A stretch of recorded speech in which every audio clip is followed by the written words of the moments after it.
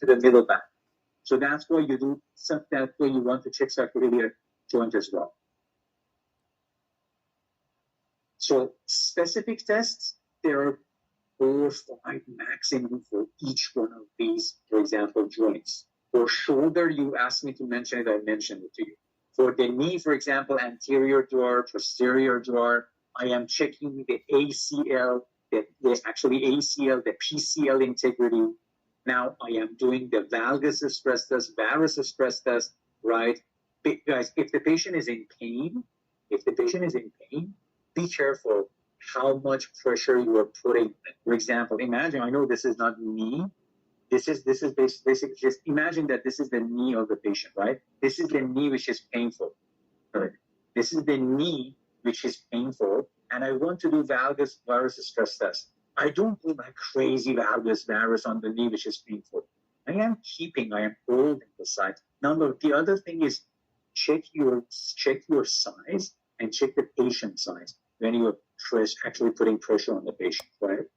Be careful. Some people are, I am telling you, my own exam, I swear to God, my hands were not that full, right? But and it was a guy, it wasn't a female patient. Every single time that I put my fingers on the patient, it's full out. 3 times in a row. 3 times. Okay, 3 times. My hands are full. 3 times. I'm full-handed. It's 3 times in a row, right? Said that. Eventually, I started doing the. Is it still? So basically, I know how to do this. So anyway, so even if that happens, don't lose your sanity. Okay? Don't lose your sanity. Okay, so it happens. These things happen.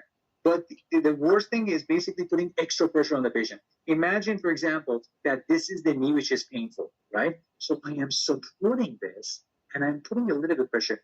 I know that is in pain. I try to be as gentle as possible. I'm supporting your knee while I'm putting a little bit of load on. Is it painful like this or not?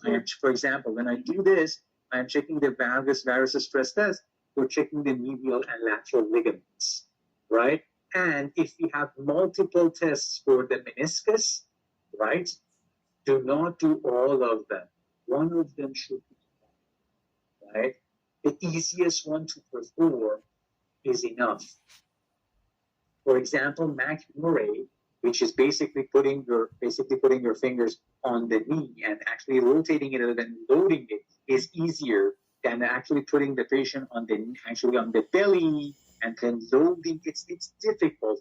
It's basically changing the position of the patient multiple times. Yes, but you're not just checking my meniscus on the exam day. If it is only checking my meniscus, yes, I can do all of these tests.